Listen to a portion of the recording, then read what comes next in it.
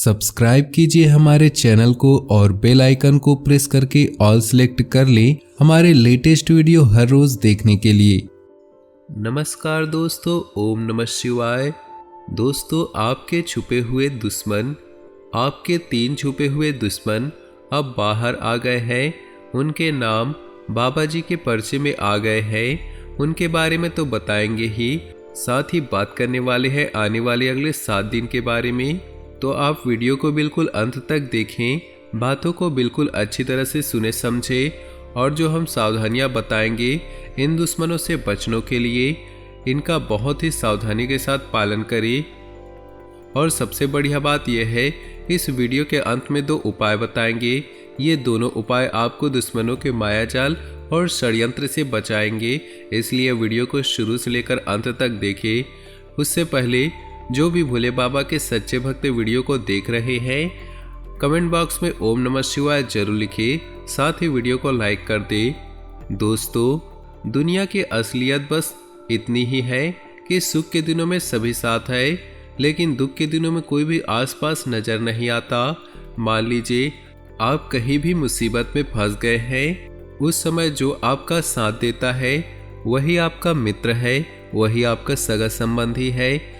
और ऐसी परिस्थिति में जो आपको छोड़कर भाग जाए, वो इंसान कभी भी भरोसे के लायक नहीं होता।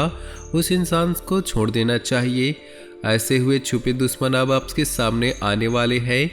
जैसे कि आप जिस पर बहुत ज़्यादा भरोसा कर रहे थे, वही आपके साथ दगाबाजी कर सकता है। जैसे कि हमने आपको बताया है कि ज़िंदगी की मुश्किल परिस्थितियों में या मुसीबत की घड़ियों में जो हमें छोड़कर चला जाए, उसकी पहचान हो जाए। इसीलिए कहते हैं जीवन में थोड़ा बहुत कष्ट आना, दुख आना बहुत ज़रूरी है, क्योंकि ऐसे ही समय में अपनों और परायों की पहचान होती है।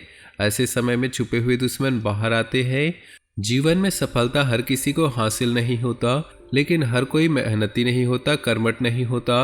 आज अगर हम अपनी मेहनत के दम पर सफलता हासिल कर रहे हैं, तो लोगों को जलने का क्या अधिकार है। फिर भी लोग हमसे जलते हैं कि इसने सफलता प्राप्त कैसे कर ली। लोगों ने हमारी सफलता तो देखी, लेकिन हमारे पैरों की छालें नहीं देखी। लेकिन वे हमसे जल रहे, हमसे घृणा कर रहे हैं। इन छुपे हुए दुश्मन हमारे खिलाफ अफवाहें भी फैलाते हैं। तो ये वही लोग हैं दोस्तों, जिन्हें जाने अनजाने में आपने कभी गलत शब्दों में कुछ भी कहा था। कहते हैं कि जो शब्द होते हैं वो तीर से भी ज़्यादा भेदन क्षमता रखते हैं। तो कई बार क्या होता है कि लड़ाई झगड़ों के बीच में या गलती से या किसी भी तरह से हम किसी को कुछ बोल देते हैं, बुरा बोल देते हैं या अपशब्द बोल देते हैं। मतलब हम बोलना नहीं चाहते हैं, लेकिन गुस्से में बात निकल जाती है। हम उस बात को भुलाकर भूल जाते हैं, लेकिन वो व्यक्ति उस बात को अपने दिल में बैठा कर रखता है कि उसने मुझे ऐसा कहा था और समय आने पर उसका जवाब मैं जरूर दूंगा। यानी कि मन ही मन वो अपने अंदर हमारे लिए खिलाफ कटुता भर लेता है। ये सब हुआ कड़वे शब्दों की वजह से। और यहाँ पर अपने आप को ध्यान रखना है, बोलचाल में सावधानी रखें, बेवजह अपने दुश्मन मत बनाइए। आपके छुपे हुए दुश्मनों का नाम अगर हम आपको बताएं, तो एक दुश्मन का नाम के से शुरू होता है, एक दुश्मन का नाम एम से शुरू होता है और तीसरे दुश्मन का नाम शुरू होता है एन से। इन 3 अक्षरों वाले लोगों से बचकर रहे, क्योंकि यही आपके छुपे हुए दुश्मन है जो आपको हर कीमत पर हानि पहुंचाना चाहते हैं। ये वही 3 दुश्मन है जिनका नाम बाबा जी के पर्चे में आ गए हैं। हो सकते हैं आपके आसपास में हो, पड़ोस में हो, रिश्तेदारी में हो। तो इन लोगों से एकदम सीधा रिश्ता मत तोड़ दीजिएगा। बस आपको उनसे थोड़ा सावधान रहना होगा। अगर वो कुछ बोलते हैं तो आपको थोड़ा सोच समझ कर निर्णय लेना है। उनके बात को बहुत ज़्यादा सीरियस नहीं लेना है। व्यापारिक स्थिति अब इन 5 दिनों में काफ़ी सही है, डरने की कोई बात नहीं है, क्योंकि नज़ारे बहुत हसीन है और काफ़ी समय से जिस डील को क्रैक करने की कोशिश कर रहे थे वो पूरी होगी। देखिए ज़िंदगी में हमेशा ज़रूरी नहीं कि हम हमेशा बड़े और लंबे प्रॉफिट में काम करें। आपको सावधानी के साथ, आपको ईमानदारी के साथ, कभी कभी कम मुनाफे में भी सामने के साथ जुड़ना चाहिए, क्योंकि आगे भविष्य में वो आपके लिए बहुत ज़्यादा लाभदायक बन जाता है। आगे वीडियो में सावधानियां बताने जा रहे हैं, अंत में 2 उपाय भी बताएंगे, तो थोड़ा सा समय अवश्य निकालें और आज की हमारी इस वीडियो को बिल्कुल ही अंत तक देखें। सबसे पहले सावधानी दोस्तों, आपकी बहुत गलत आदत है समय से पहले अपनी योजनाओं को लोगों के बीच में ले आना। कई बार बहुत सारे लोगों की दिखावे की आदत होती है। अगर उन्होंने कोई रणनीति बनाई है, योजना बनाई है, बहुत ज़्यादा पैसा लगाया है, तो चिल्ला चिल्ला कर लोगों को बताएंगे कि हमने ऐसा काम शुरू किया है, हमने इस काम में इतना पैसा लगाया है, अगर ये काम चल गया तो हम तो लाखों करोड़ों में खेलेंगे। ऐसी बड़ी बड़ी बातें करते हैं कि लोगों की नज़र उनको लग जाती है। देखिए, हीरा मुख से ना कहे लाख टका मेरा मोल, यानी कि आपको अपनी योजनाओं को खुद से बोलने की जरूरत नहीं है। जब आपकी कोई योजना क्रियान्वित होगी, फल देगी, तो उसकी सफलता लोगों को अपने आप पता चल जाएगी। तो आप ऐसी बेवकूफ़ी क्यों करते हैं?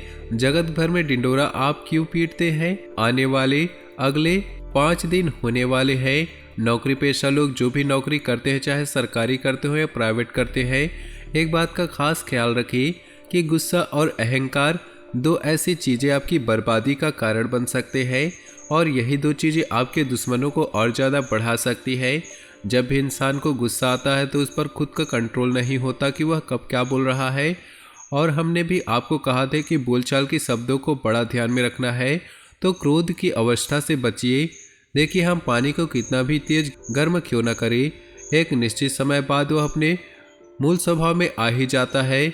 उसी प्रकार हम कितना भी तेज गुस्सा क्यों न कर ले, एक निश्चित समय बाद हम अपने स्वभाव में आ जाते हैं, मूल स्वभाव में आ जाते हैं, शांत हो जाते हैं। यानी कि आज जो गुस्सा आ रहा है वो तो जिंदगी भर चलने वाला नहीं है, वो 10 मिनट 15 मिनट में सब कुछ सही हो जाएगा। यानी कि आपको 10 मिनट 20 मिनट तक अपने आप को खुद को संभालना है, किसी को कुछ गलत बोलने से बचना है। अगर ये गुस्से की अवस्था शांत हो गई, फिर आप महसूस करेंगे कि आप अपने आप पर बहुत कंट्रोल रखे हैं, कुछ नहीं बिगड़ा और सब कुछ अच्छे से हो गया। लेकिन अगर आपके इस गुस्से पर काबू नहीं हुआ तो परिस्थिति बहुत ज़्यादा बिगड़ जाएगी। अहंकार में इंसान कब क्या करता है उसे भी पता नहीं चलता। कहते हैं कि अहंकार में इंसान लोगों को छोटा बड़ा समझने लगता है और खुद को तो बड़ा ही समझता है, हर किसी के साथ भेदभाव करता है और ऊंची हरकतें, ऊंचा स्वभाव रखता है। लेकिन अहंकार तो महाबली रावण का भी नहीं चला। लेकिन आप तो एक साधारण से इंसान हैं, आप तो फिर भी तुच्छ और साधारण से इंसान हैं। इसलिए अहंकार ना पाले कि मैं ये कर सकता हूँ, वो कर सकता हूँ। आप कुछ नहीं कर सकते, आप वही करेंगे जो परमात्मा चाहेंगे, जो परमात्मा ने लिखा होगा। इसलिए दोस्तों, भगवान के भक्त बनकर रहे, भगवान के दास बनकर रहे। हमारे मालिक इतने समर्थ है कि वो हमारी सारी ख्वाहिशें पूरी कर सकते हैं, लेकिन हमें उनके सिद्धांतों पर चलना होगा।